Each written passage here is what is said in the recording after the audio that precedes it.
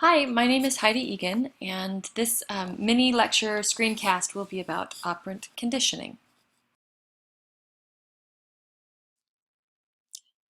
So, what is operant conditioning?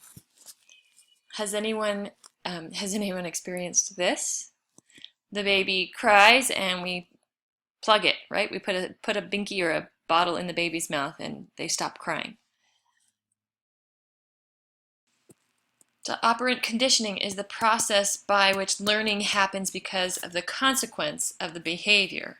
So in the case of this baby, the baby learns to squawk so that mama or dada will put something in its mouth, right? We're learning to associate behaviors with their consequences. Okay, there's three things that need to happen in order to get operant conditioning. We call this the three-term contingency. And you can see here, these are their official describing names. These are the official terms that we use to describe each of these steps. First of all, something happens, a stimulus. Something happens, then you react, which is the operant behavior, and then you have a consequence to your behavior. So will this consequence make you more likely or less likely to act that way again? That's the three-term contingency: discriminative stimulus, operant behavior, and a consequence. Okay, so let's walk through an example. You go out for a walk in the park and it starts to rain, so you put up your umbrella and you stay dry, right? By staying dry in that rainstorm, you are more likely to use your umbrella next time you get stuck in the rain, and you learn to bring your umbrella along with you when you go on a walk, right? The discriminative stimulus is that it starts to rain. Something happens and you have to act. Then the operant behavior is that you put your umbrella up.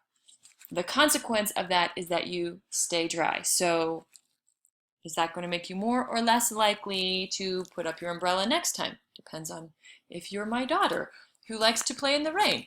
I personally put my umbrella up. She leaves her umbrella home. But is that consequence going to make you more or less likely to choose that behavior again in the future?